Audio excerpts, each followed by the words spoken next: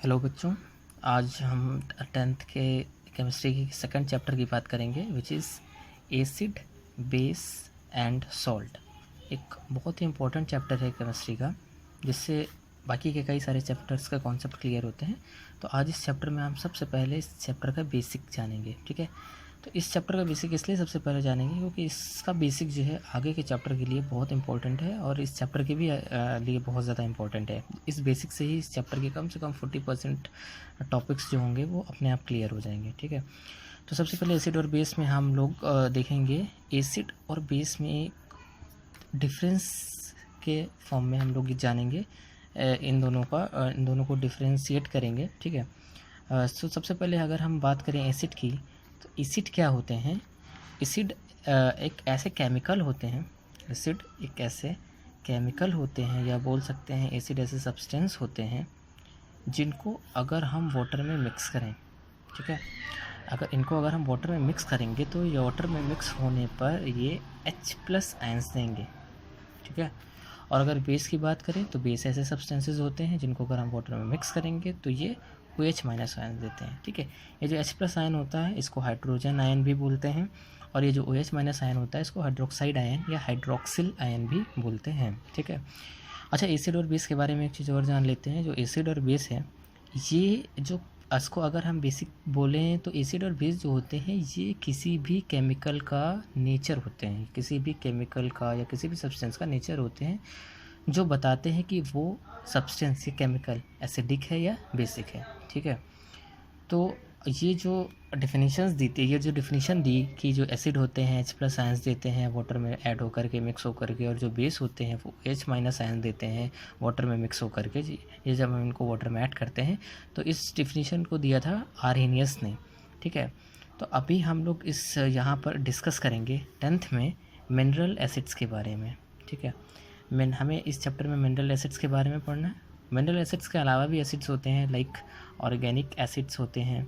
ठीक है, और कार्बोक्सिलिक एसिड होते हैं, कार्बोक्सिलिक एसिड होते हैं। ठीक है, जिसे हमें इन चैप्टर में पढ़ना नहीं है, सिर्फ हम इनका इंट्रोडक्शन जान लेंगे कि ये होते क्या हैं, बाकी हमें इनके बारे में डिस्कस नहीं पढ़ना है। हाँ, इनके बारे में हम आगे पढ़ेंगे जा करके 4th चैप्टर में, कार्बन एंड इट्स कंपाउंड में। ठीक है, तो अगर हम कुछ एसिड की बात करें, जैसे कुछ एसिड्स होते हैं like H2SO4, sulphuric acid, HCl, hydrochloric acid, HNO3 हमारा नाइट्रिक एसिड हो गया। ठीक है, और H2CO3 को हम बोलते हैं कार्बोनिक एसिड, और H3PO4 इसको बोलते हैं फास्फोरिक एसिड। ठीक है, इसी तरीके से अगर हम बेस की बात करें तो जैसे बेस हो गया हमारा NaOH सोडियम हाइड्रोक्साइड, KOH इसको पोटेशियम हाइड्रोक्साइड बोलते हैं, CaOH का होल ट्वाइस कैल्शियम हाइड्रोक्साइड, और MgOH का होल ट्वाइस मैग्नीशियम हाइड्रोक्साइड। ठीक है, तो हम मैग्नीशियम हाइड्रोक्साइड हो गया। ठीक है, तो अगर हम बात करें सबसे पहले एसिड्स की बात करें, ठीक है, तो हम ये जानेंगे कि जैसे अभी हमने ऊपर बताया था आपको कि जो एसिड्स होते हैं वो H+ आयंस देते हैं, और जो बेस होते हैं वो OH- आयंस देते हैं। ठीक है, तो कैसे H+ आयंस और OH- आयंस जो होते हैं ये फॉर्म होते हैं, तो इनके बारे में हम जानेंगे। ठीक है, जैसे एसिड की बात करें, ठीक है, तो एसिड अगर हमने लिया H2SO4, ठीक है, इस एसिड को अगर हम वाटर में ऐड करें, ठीक है, मिक्स करें, ठीक है, तो ये जो एसिड होता है ये डिसोसिएट होता है, और डिसोसिएट होकर के फॉर्म करता है H+ आयन और SO4 2-। ठीक है, अच्छा, यहाँ वैलेंसी 2- क्यों होगी, ये हमने आपको 9th में पढ़ाया हुआ है केमिकल फार्मूला चैप्टर में। ठीक है, तो वहाँ से आप इसको समझ सकते हो। जैसे अगला एसिड की बात करें HCl which is hydrochloric acid, अगर इसको हम वाटर में ऐड करें तो ये भी क्या करता है H+ आयन देता है और Cl-। और जैसे एक और एसिड की बात करें लाइक नाइट्रिक एसिड HNO3, अगर इसको हम वाटर में मिक्स करते हैं तो वाटर में मिक्स करने पर ये भी क्या करेगा H+ आयन देगा और NO3- आयन देगा। ठीक है, तो यहाँ से एक चीज़ हमें क्लियर हो रही है कि देखिए जितने भी एसिड्स हैं इनको जब हम वाटर में डिज़ोल्व कर रहे हैं या वाटर में ऐड कर रहे हैं तो ये सारे क्या कर रहे हैं H+ आयंस फॉर्म कर रहे हैं। ठीक है, तो इससे क्या चीज़ क्लियर हो रही है कि जब कभी भी एसिड्स को हम वाटर में डिज़ोल्व करेंगे या वाटर में ऐड करेंगे, मिक्स करेंगे, तो वो H+ आयंस देंगे। ठीक है, और अगर कोई भी ऐसा केमिकल सब्सटेंस जो वाटर में डिज़ोल्व होने पर H+ आयंस देता है, ठीक है, तो वो क्या होगा, एसिड होगा। ठीक है, और इसी तरीके से अगर हम बेस की बात करें, ठीक है, तो जैसे सोडियम हाइड्रोक्साइड ये बेस है, इसका अगर हम एक्वा सोल्यूशन बनाएं, एक्वा सोल्यूशन मतलब कि वाटर के साथ इसको ऐड करें, ठीक है, तो ये क्या करेगा, ये Na+ और प्लस OH माइनस N बनाएगा, ठीक है। और जैसे पोटेशियम हाइड्रोक्साइड की बात करें KOH, तो पोटेशियम हाइड्रोक्साइड क्या करेगा K+ और OH माइनस N बनाएगा, ठीक है। तो यहाँ से एक चीज़ हमें देखिए क्लियर हो रही है कि ये जो बेस हैं इनको जब हम वाटर में ऐड कर रहे हैं तो क्या कर रहे हैं, ये OH माइनस N फॉर्म कर रहे हैं, ठीक है। अच्छा, इसके आगे हम लोग पढ़ेंगे स्ट्रॉन्ग एसिड और वीक एसिड्स के बारे में, ठीक है। स्ट्रॉन्ग एसिड क्या होते हैं और वीक एसिड्स क्या होते हैं, ठीक है। तो अगर सबसे पहले स्ट्रॉन्ग एसिड की बात की जाए, स्ट्रॉन्ग एसिड की बात की जाए तो स्ट्रॉन्ग एसिड्स क्या कौन कौन से होते हैं। स्ट्रॉन्ग एसिड होते हैं like H2SO4, HCl hydrochloric acid, HNO3 nitric acid, ठीक है। अच्छा, ये स्ट्रॉन्ग क्यों होते हैं, ये स्ट्रॉन्ग इसलिए होते हैं कि जब हम इन्हें वाटर में मिक्स करते हैं तो they form more H+ ions when dissociate in water. जब हम इन्हें वाटर में ऐड करते हैं तो ये डिसोसिएट होकर के क्या करते हैं, वो काफ़ी सारे H+ आयंस बनाते हैं, ठीक है। और अगर वीक एसिड की बात करें, वीक एसिड्स की बात करें, weak acids like H2CO3 carbonic acid, H3PO4 phosphoric acid. तो जब इनका हम एक्वा सोल्यूशन बनाते हैं या इन्हें वाटर में ऐड करते हैं तो ये क्या करते हैं, ये लेस H+ आयंस फॉर्म करते हैं, ठीक है। तो यहाँ पर क्या होता है, जब ये वाटर में डिसोसिएट होते हैं तो H+ आयंस क्या होते हैं, बहुत कम बनते हैं, इस वजह से क्या होते हैं, वीक एसिड होते हैं।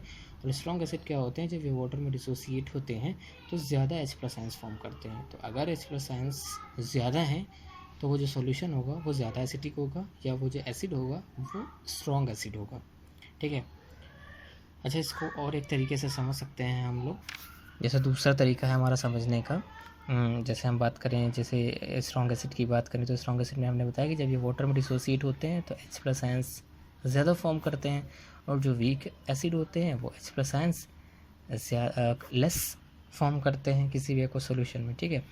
तो कैसे पहचान सकते हैं इसको, जैसे ऐसा बोल सकते हैं कि एग्जांपल के तौर पर, जैसे कि हमने कोई भी एसिड लिया, जैसे उस एसिड के 100 मॉलिक्यूल्स ले लिए, ठीक है, और हमने उसको क्या किया, उस वाटर में ऐड किया, ठीक है।